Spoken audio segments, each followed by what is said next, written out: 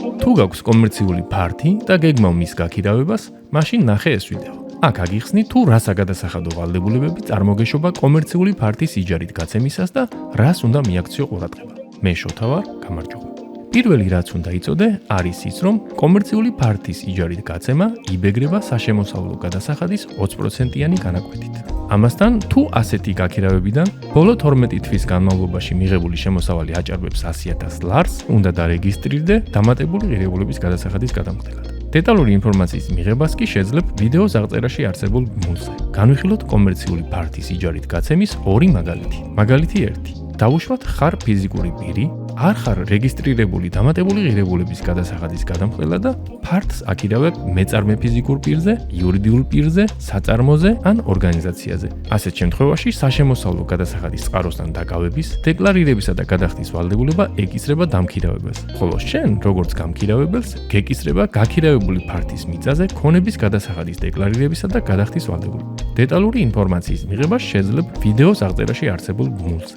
მაგალითი 2. დავუშვათ ამჯერად ხარ ინდივიდუალური მეწარმე ან და დამატებული ღირებულების გადასახადის გადამხდელი ფიზიკური პირი. ამ შემთხვევაში არ აქვს მნიშვნელობა თუ ვინ იქნება დამქირავებელი. შენ, როგორც გამქირავებელს, გეკისრება დეკლარირებისა და გადახდის ვალდებულება საშემოსავლო და ქონების გადასახადებზე. ხოლო თუ ხარ დამატებული ღირებულების გადასახადის გადამხდელი, ასევე დამატებული ღირებულების გადასახადზეც.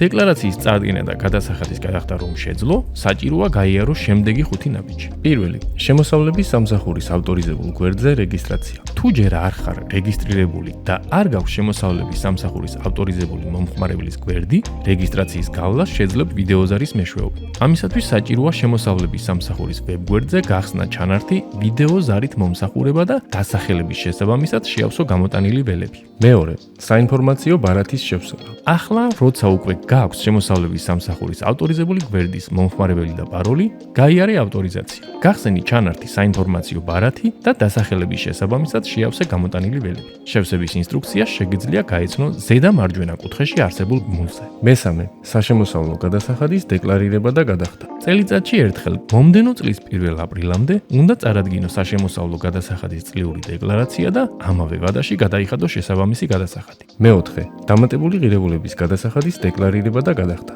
თუ უკვე ხარ რეგისტრირებული დამატებული ღირებულების გადასახადის გადამხდელად, არაუგვიანეს საანგარიშო თვის, მომდევნო თვის 15 რიცხვისა, უნდა წარადგინო დამატებული ღირებულების გადასახადის ყოველთვიური დეკლარაცია და ამავე ვადაში გადაიხადო შესაბამისი გადასახადი. მეხუთე, ქონების გადასახადის დეკლარირება და გადახდა. ქონების გადასახადის დეკლარაცია უნდა წარადგინო არაუგვიანეს 1 ნოემბრისა, ხოლო გადასახადი გადაიხადო არაუგვიანეს 15 ნოემბრისა. გაითვალისწინეთ, რომ სამივე გადასახადის გადახდა ხდება ერთიან სახაზინო კოდზე 10-100-1000. თითოეული ნაბიჯის შესახებ დეტალურ ინფორმაციას კი ნახავ ვიდეოს აღწერაში არსებულ ბმულებზე.